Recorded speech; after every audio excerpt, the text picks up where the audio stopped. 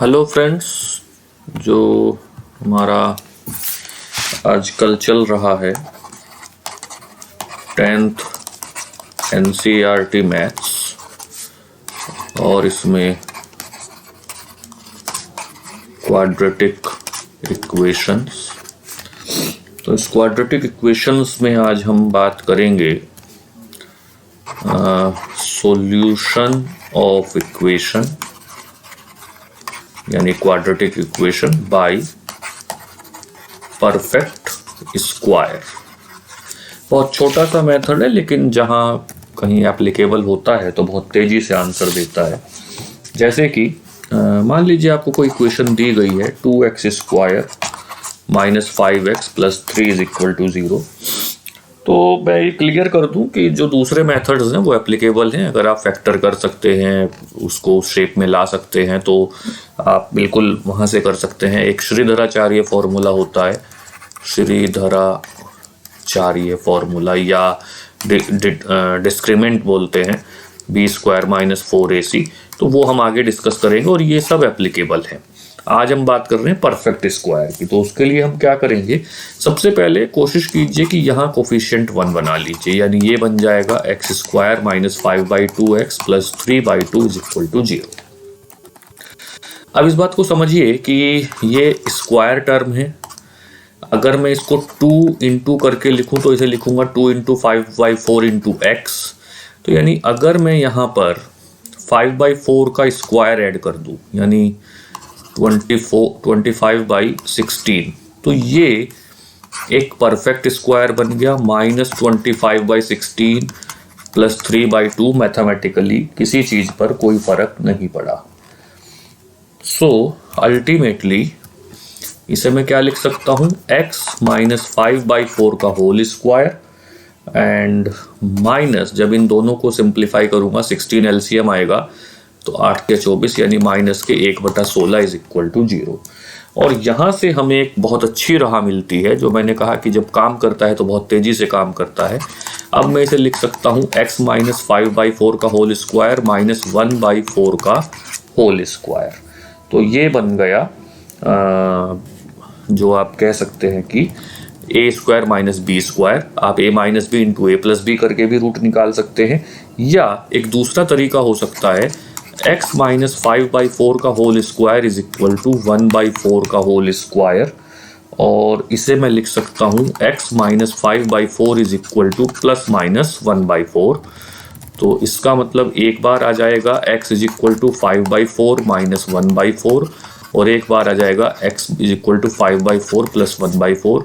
यहाँ से आ रहा है 1 और यहाँ से आ रहा है 3/2। This is your final answer. तो मैंने कहा कि जब ये परफेक्ट स्क्वायर वाला मेथड जब काम करेगा तो बहुत तेजी से करेगा। जैसे कि 5x square minus 6x minus 2 is equal to 0। तो देखिए, लेकिन थोड़ा ट्रिकी मेथड है। जैसा कि मैंने पिछले एग्जाम्पल में कहा कि कोफिशिएंट यहाँ 1 बना लीजिए। अब यहाँ 1 बनाएंगे तो थोड़ी दिक्कत आ रही है। तो हमने क्या करा कि इस पूरी इक्वेशन को 5 से मल्टीप्लाई कर दिया। इस पूरी इक्वेशन को 5 से मल्टीप्लाई किया तो ये बन गया 25x square minus 30x minus 10 is equal to 0। क्यों किया मैंने ऐसा, देखिए ये बन गया 5x का होल स्क्वायर, ये बन गया 2 इंटू x इंटू 15। तो 15 का मतलब है 2 इंटू 5x इंटू 3। तो अब अगर मैं यहाँ प्लस 9 एंड माइनस 9 कर दूं तो देखिए ये एक परफेक्ट स्क्वायर बन गया। और ये परफेक्ट स्क्वायर किसका बन गया, 5x माइनस 3 का whole square is equal minus 19 is equal to 0, या 5x माइनस 3 का whole square is equal to 19। और बिल्कुल पिछले वाले क्वेश्चन की तरह अगर मैं रिपीट करूं कि 5x minus 3 is equal to plus minus under root 19, एक बार x की वैल्यू आ जाएगी 3 प्लस अंडर रूट 19/5, और एक बार x की वैल्यू आ जाएगी 3 minus under root 19/5। This is your answer. तो जो मैं कह रहा था कि अगर आप परफेक्ट स्क्वायर बना लेते हैं तो वो बहुत तेजी से काम करता है। जैसे कि एक एग्जाम्पल और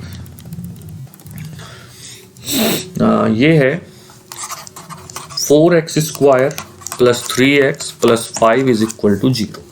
अब पिछले दो क्वेश्चंस में तो हमने कहीं कुछ मल्टीप्लाई किया या डिवाइड किया, लेकिन यहाँ जरा ध्यान से देखिए 2x का होल स्क्वायर ये ऑलरेडी मुझे मिल रहा है, तो मैं इसे ज़्यादा छेड़छाड़ नहीं करूँगा। प्लस 2 इंटू, क्योंकि स्क्वायर के लिए डबल चाहिए, 2 इंटू मुझे चाहिए, मेरे पास बचता है 2 इंटू 3/2 इंटू x + 5 = 0। 2x चाहिए, यानी इसको यहाँ 2 बना दूँ तो ये 4 हो जाता है, यानी 3/4 का अगर मैं स्क्वायर ऐड करूँ और सब्ट्रैक्ट करूँ तो ये परफेक्ट स्क्वायर बन जाएगा। यानी 2x का whole square plus 2 into 2x into 3/4 plus 9/16 minus 9/16 plus 5 = 0।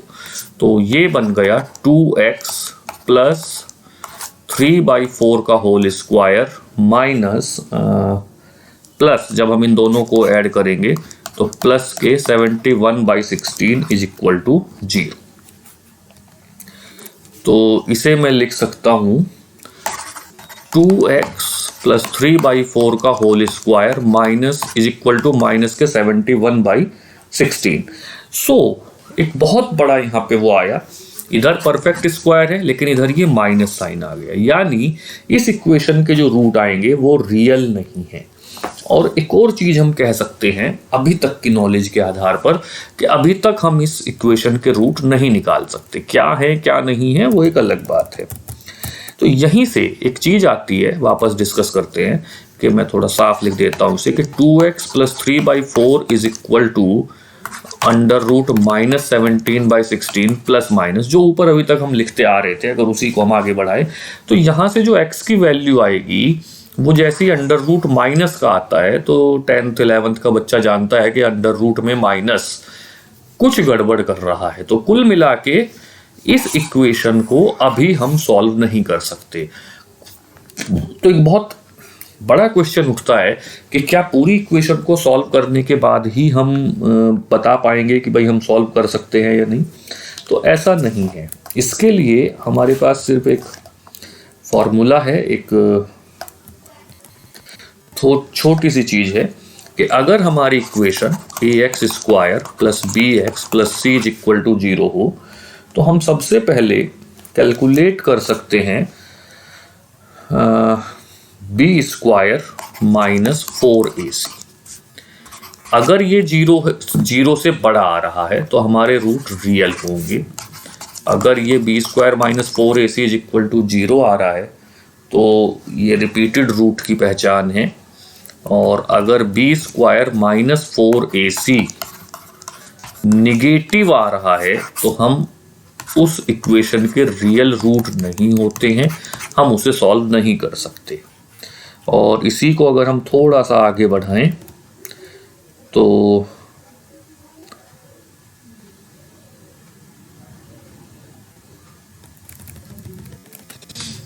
ax² + bx + c = 0, then x = -b ± b² - 4ac/2a। ये कहलाता है श्रीधराचार्य फॉर्मूला।